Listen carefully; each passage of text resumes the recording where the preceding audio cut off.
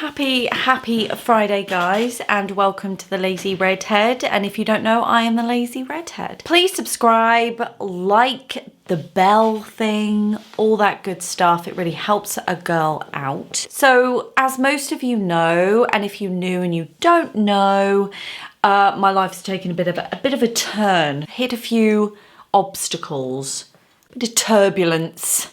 That's okay, that's just what life is about. Firstly, I want to say thank you so much to those who have emailed. You know who you are.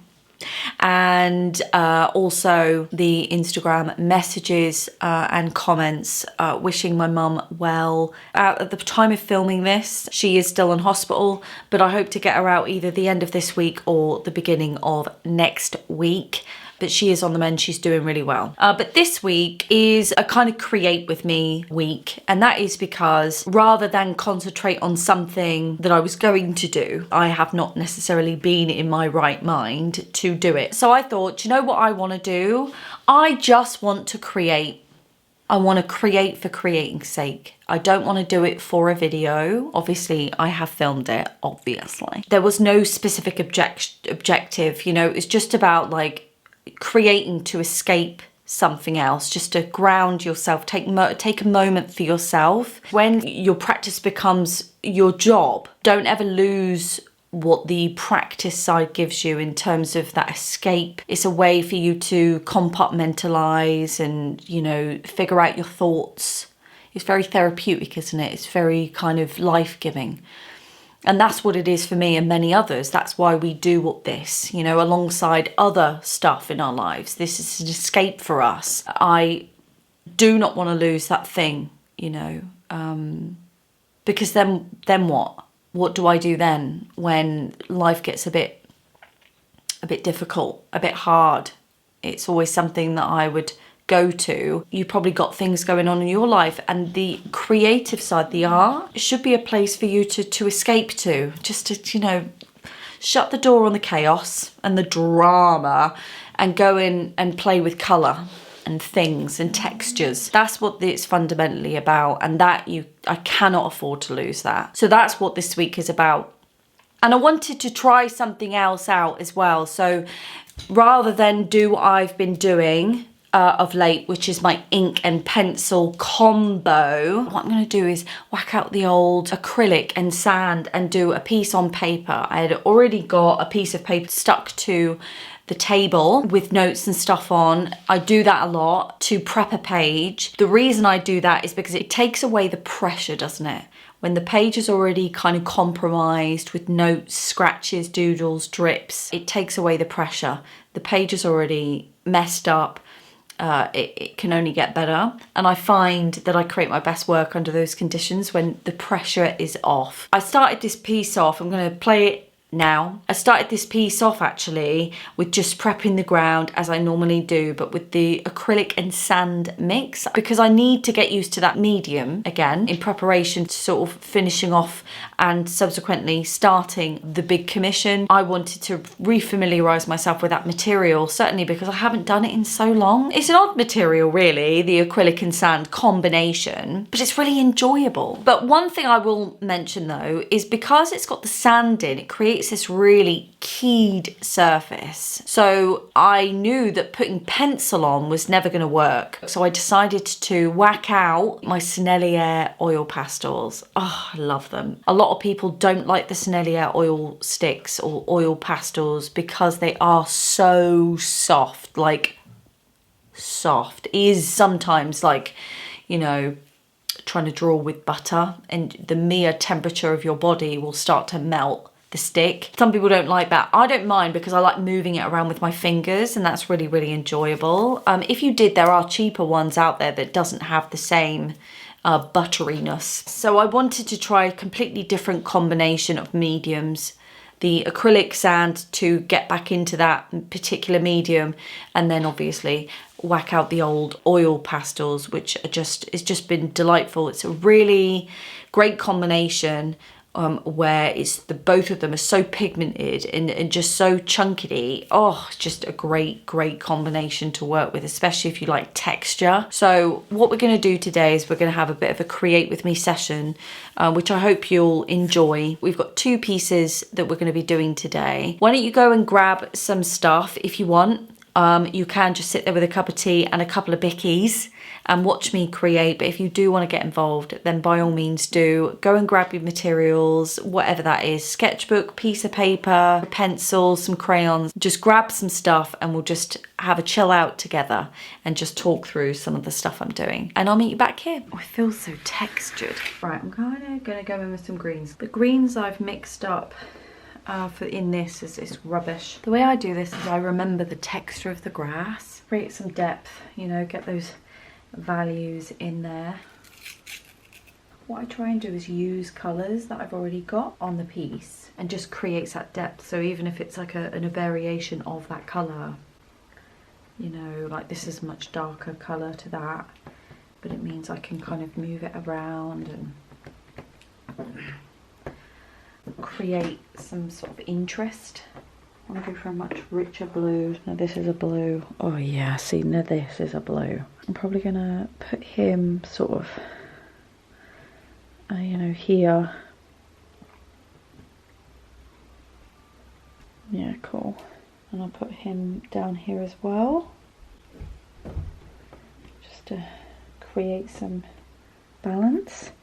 And then I will move this colour around just to make sure that it's it doesn't look out of place. That's nice. And I like to throw in something like mental, like a bit crazy, you know, so like a nice yellow. So yeah, see, that's nice.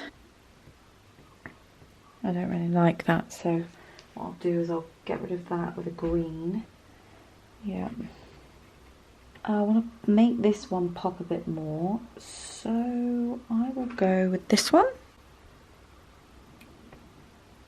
just to give it a bit of definition.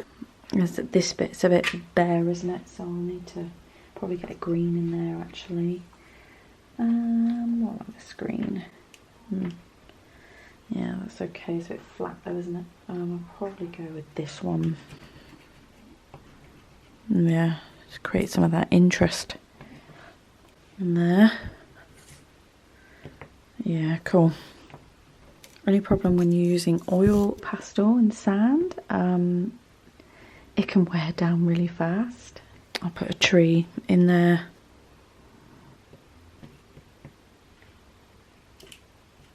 I don't know about this one as well. Just keep that sort of. Cool. That's nice. I might do the same with this yellow. Yeah, I quite like that. Create some bit more of a contrast. Now I want a green like this, just to try and create some interest in the sky. Balance everything out then, doesn't it?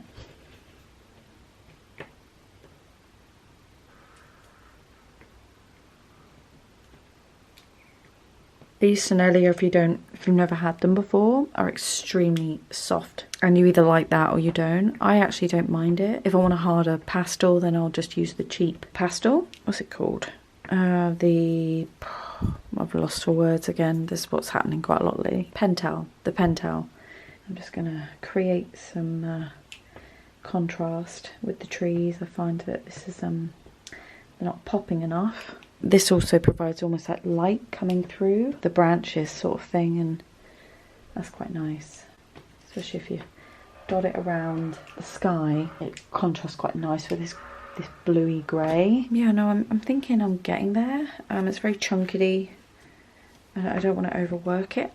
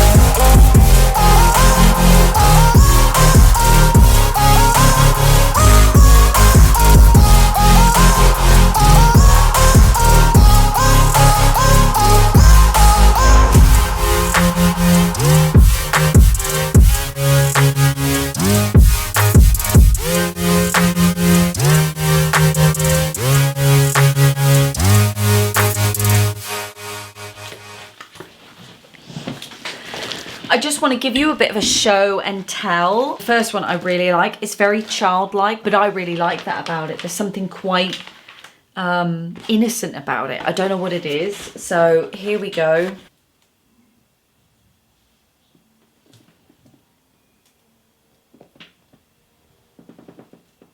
I absolutely love it. Sorry, you can't really see it though, can you? It's so hard when it's not only glossy. Do you know what I mean? I love a gloss. I think it's it makes all the colours look really like nummy, like you want to eat them with a spoon. And that's why I quite like a glossy look. But it is, I mean, up close is just unreal. I love this combination of sand and oil pastel. It's absolutely perfect. It's an awesome combination. So yeah, there's one. I might call it like playground. It's very juvenile. I might call it playground. So we've got a name for that one. All of these will be on my website at the end of the summer. I'm going to be doing like a gallery / kind of summer overview type situation. I don't know what that's going to look like, but probably in September sometime. Okay. And this one is inspired by my mum.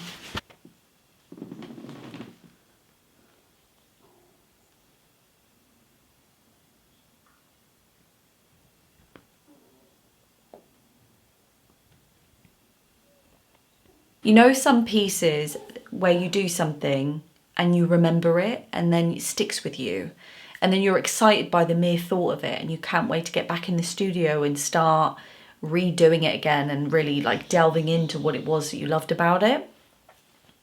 This is one of them. It won't be everyone's cup of tea. It's extremely bright, but it's yeah, I love it so much. I could look at it for hours. And I'm so excited about this blue.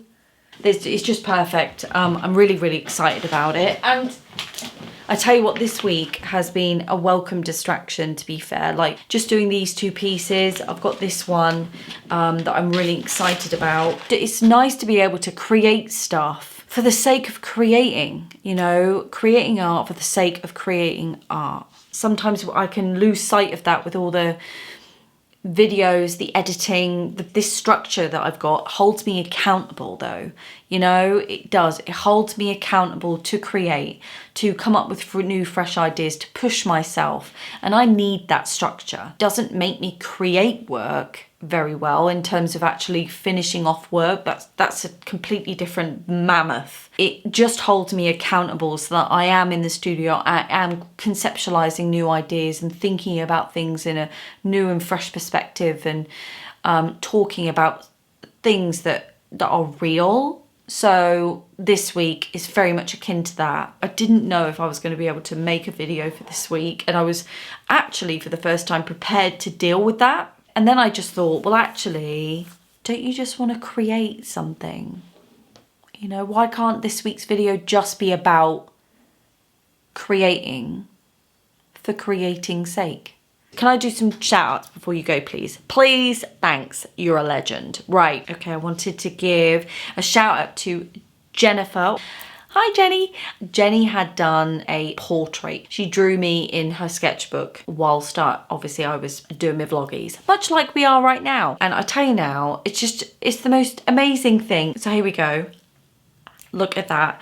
It's amazing, isn't it? It's just, I love the pieces, like the artwork behind me are so, you can tell that they are these two pieces. I love it. It's full of life, it's texture, it's lots of movement in there. And I can tell you now, I absolutely love this piece. Thank you so much, Jenny, for sending me that. It really does mean so much to me when people message me, email me, and send me stuff. I hope that this week inspired you to chill out, especially for those of you who are, you know, having a bit of turbulence yourself. There are a lot of us out there that are fighting our own battles, okay? So make sure you're just setting some time aside for yourself.